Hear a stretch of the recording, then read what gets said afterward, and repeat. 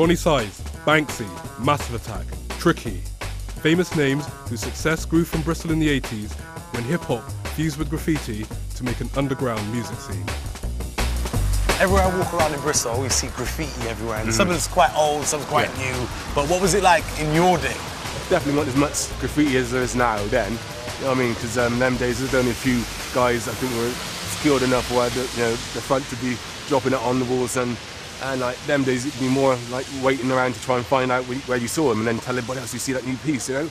So like, them days, I'd say 3D, guy called Ego, Nick Walker, we know him as now, and like with Banksy now, he's still, you know what I mean, he's the one who's sort of bringing it up here nowadays, but going back to the old guys, you know what I mean, a guy called Inkie, you know what I mean, bad boy DJ, yeah, you heard Inkie? Yeah, I heard him. I'll go pop and see him in a few, anyway. From the Krissy Kriss. Yeah, Bristol Posse, you down with me? Bristol Posse, nice and easy. It goes like this. Like I did the first ever piece on this one where I was just playing brick. Are you serious? Yeah. So what was it? What was the first ever piece? It said skate, and it had a robot called Rogie 9000, I think it was. Wow. Out of Marvel Comics. So if you was to get like a chip and just go right underneath, it'd probably still be probably there. could. I mean, you easily flake them off. There's like a tree. You get the ages of the graffiti is layered in cellulose paint. So most halls of fame, if you chip them off, you get little shrapnels of 100 pieces. I've just done a whole tour thing in Europe actually. We did like Berlin, Paris, Amsterdam, Warsaw, and then we're off to Dubai in 2 weeks doing stuff over there. So yeah, busy. Graffiti will always be here. Street art is a fashion, a trend. It's just like skinny jeans or flares. It will come and go. Before the internet, you had Bristol was quite secular in the fact that there was no other major big cities around. Swindon's a bit of a way off, London's a bit of a way off. So everyone here was in a little bubble doing their own. Same with the music thing, what Chris was doing.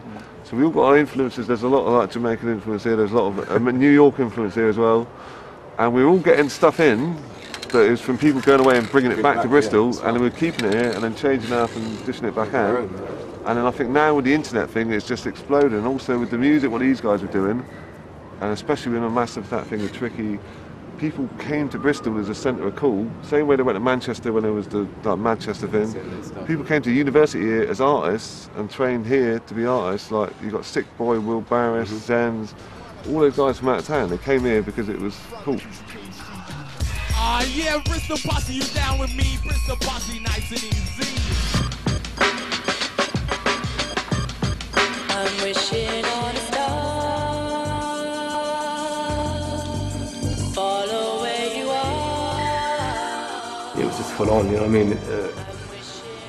Now we don't have no mobile phones, or if you did it with big brick ones, innit, you know what I mean? And stuff like that. So people got in contact through word of mouth, and then initially after that, flyers and that became pretty full on, because probably the initial ones you'd get with letter set and sort of pencil on the letters and whatever, and then all of a sudden you got some wild pictures and pieces being done on it, and you're like, whoa. And then it kind of like, in order to have one, you had to be pretty cool, and to have got one, because that means you're actually invited or you've gone to the right place to get it. I want to try something. I want to select just a random page, and I just want to kind of go back to that moment for you to really just kind of tell me, because I want to know. I know Bristol for what it is now is brilliant, but all the stories you tell me is like, I want to jump into that. So would that be all right? Yeah. All right. So here we go. Okay. Fresh 4. Yeah.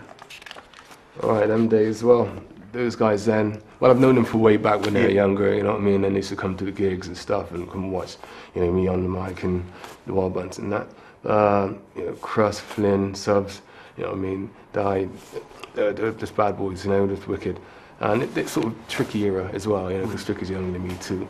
And they made a track called Wishing on a Star, a cover with a lovely woman called Lizzie.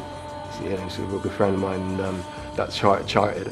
Yeah, man. Wow. And they kept it real, the video there, sort of on their skateboards, because that's what they used to do, Tottenham crew and stuff. You know what I mean? Yeah. Just kept it real.